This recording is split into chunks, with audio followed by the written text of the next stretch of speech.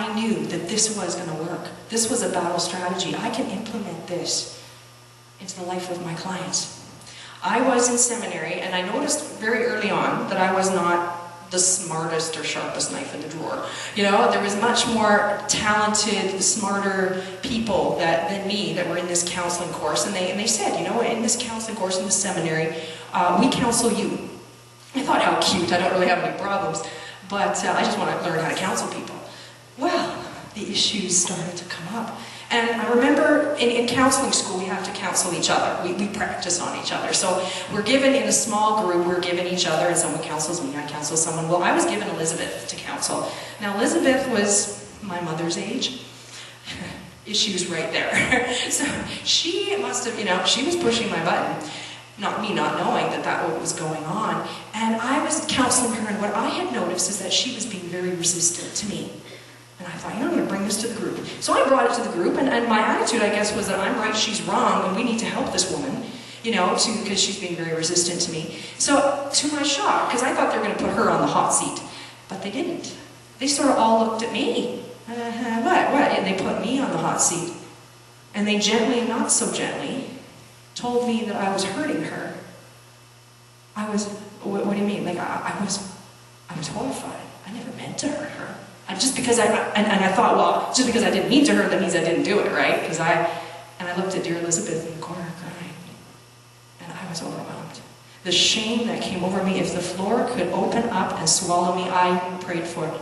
Because I hung my head, I left, I was absolutely, unbelievably undone. I remember going home and crying, and crying, and crying, so ashamed, thinking to myself, I cannot look at Elizabeth's face. I'm never going to look at her face again. I can't look at her face. Then it came to my mind, wait a minute. I hurt her, so it'd be harder for her to look at my face than for me to look at her face. And I'm concerned about me looking at her face, not about her looking at my face, and I'm the one who hurt her. Then I felt worse. I felt worse that I felt bad. There was nothing I could do. And as I'm thinking, I can't look at her face, and feeling overwhelmed and asking the Lord to forgive me for this, because I was lost, all of a sudden, very interestingly, from out of nowhere, so it seemed, a memory came to my mind. Now, I haven't remembered this memory in years, but the memory was I was a little girl, and I must have been really little, because I remember going, like it was just like a little kid with arms up. I was with my dad, and we were in the grocery store, and he was putting, as far as I know, we were right at the checkout, and I wanted him to pick me up. And I knew that I wanted him to pick me up, and I wanted him to pick me up right now. And that's what I wanted. And so I'm for Daddy to pick me up. And he's not picking me up, so I'm getting even a little, I'm making a scene, and I know it, and I don't care, because he's going to pick me up.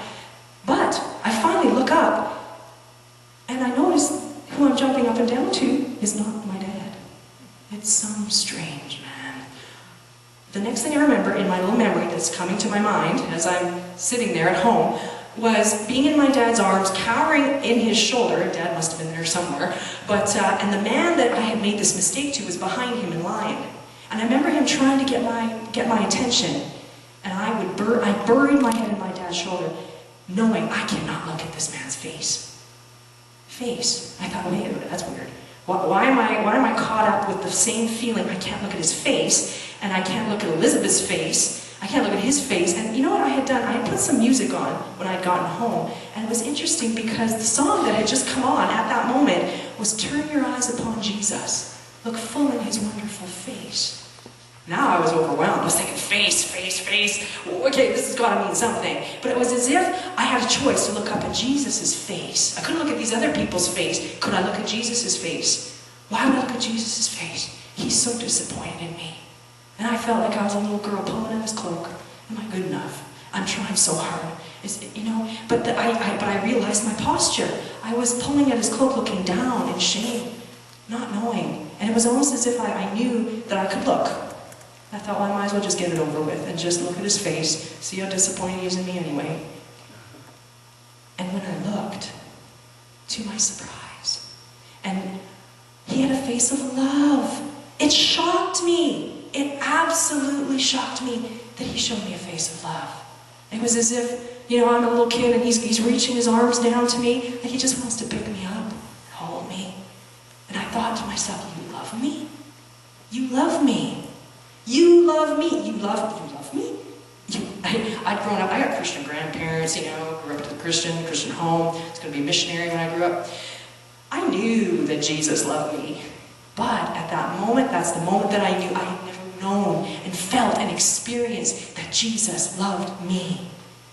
So it went from my head to my heart. My heart and my head were on the same page, and that changed my life. I remember walking into a group of people after this experience thinking, this is what it feels like to feel normal? It doesn't feel like people are better than me and can do things better or smarter. Wow, Jesus loves me. And I've been living that ever since. After then I met my husband, and it's just been, I knew that that changed my life. And so when that friend of mine came into my living room and told me of Dietrich Demery and this prayer kind of tool that he uses, and it goes, you know, to a memory, I knew that this was a divine strategy for the kingdom to defeat the enemy, where a truth would replace a lie.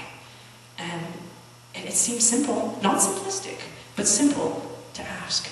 You know, and there's, you know, and I've gotten to learn how to do the work. Like when I go with somebody and we look at a memory, you know, okay, so who hurt you there? Are you willing to let go of the anger? That's a question that someone, and some people think, well, I can't. Well, why can't you? So we find out the lie that keeps them from wanting to let go of the anger. I just ask Jesus.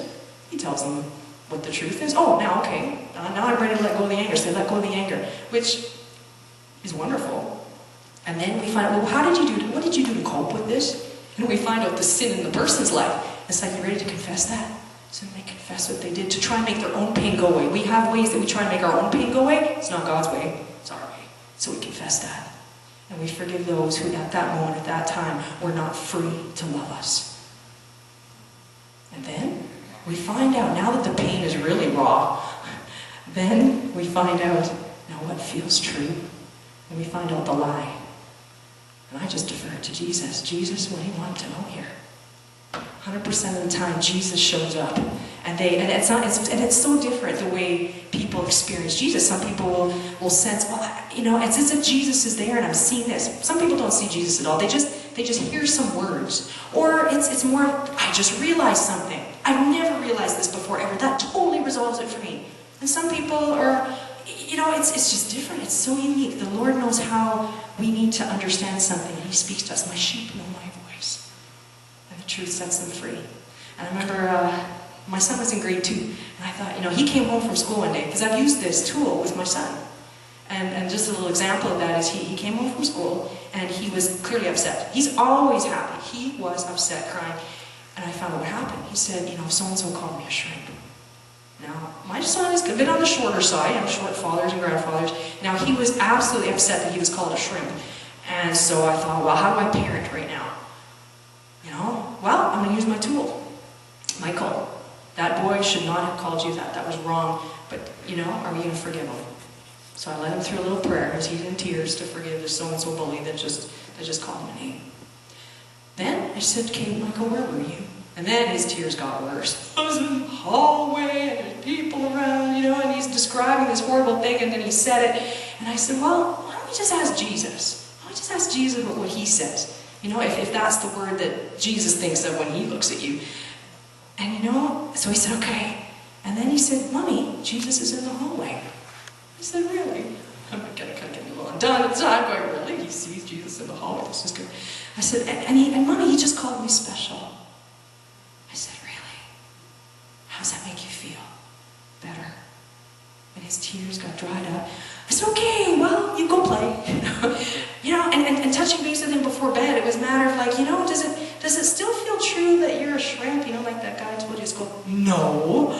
I said, oh, good, okay, you know. And he's been fine ever since. And the peace in my soul as a mom is that, you know what, there's no button in his soul of a lie. So when he's 16, 17, and some girl that he's dating somehow, you know, mentions to him or insinuates that he's short, he's not going to react.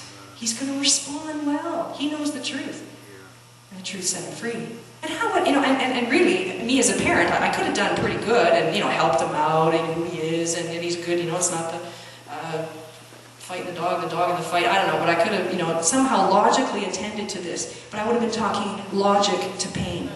Logic to emotion doesn't work. You try and talk to somebody who's emotional, they don't hear you. So, and And I didn't know that the word special would cancel out the word shrimp, but Jesus did. And my son heard. And my clients, when I have the privilege of coming alongside somebody, I'm a counselor, I work myself out of a job. We go to those places. We don't have to do psychoanalysis or navel gazing, but we can find one or two experiences where you were really there. It really happened. And, the enemy was there too, to slip in a lie. So that is the good news. So what I do with my clients to open them up to this whole knowing what peace and calm and what truth feels like, I've come across a tool from Dr. Carl Lehman in Chicago, and another man in Canada called Brad Jersak, and he's written a book, Can You Hear Me? Fabulous book. So this is the tool that I want us to do together now. This is a tool that I want you to use the eyes of your heart. And this is my question, okay? My question is, if you could have a meeting with Jesus, if this meeting could happen, if you could have a meeting, and if this meeting could happen with Jesus, where would be the place you would choose for this meeting to happen? So I just want everybody to think of that question. Where would be the place you would choose? It's a personal place, somewhere either where you've been or somewhere that you would imagine. But that, if you could pick the place and if it could happen, oh yes, this would be the place where you would want it to happen. So if you can see that in your mind's eye, look at that place. Now what time of the day is that place? If you were if it's an outdoor place, I want you to kind of look at the sky. If you could see the sky, what does the sky look like? And if, so is it morning, afternoon, evening? And if you could sense any, is there any noises, any sounds? What would you be hearing if you could hear in that place? And if you could kind of put yourself there, in that place.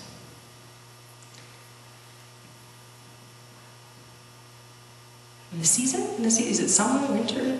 I don't know. See if you can sense, if you could be there. Now, what I want you to do is just imagine Jesus approaching you. If you could sense Jesus approaching you, what would that look like? How would it play itself out if he could walk towards you, or come towards you, or approach you in this place? What would you notice? What do you think? If you could see what he was wearing, what do you think he'd be wearing? What would it be like when he greets you? When you look at his face, that he wants to be with you. What's it like to know he's with you? He's your Emmanuel, God with us. It feels peaceful and calm to know he's with you. So you're right there right now. I believe this is Psalm 91, verse 1. He who dwells in the secret place of the Most High shall abide under the shadow of the Almighty. It's a personal place, secret place. This is, like I said, a tool that, we all need. We all need to be set free and to have depression, not to be medicated or to be, coped with, but to be conquered. In Jesus' name.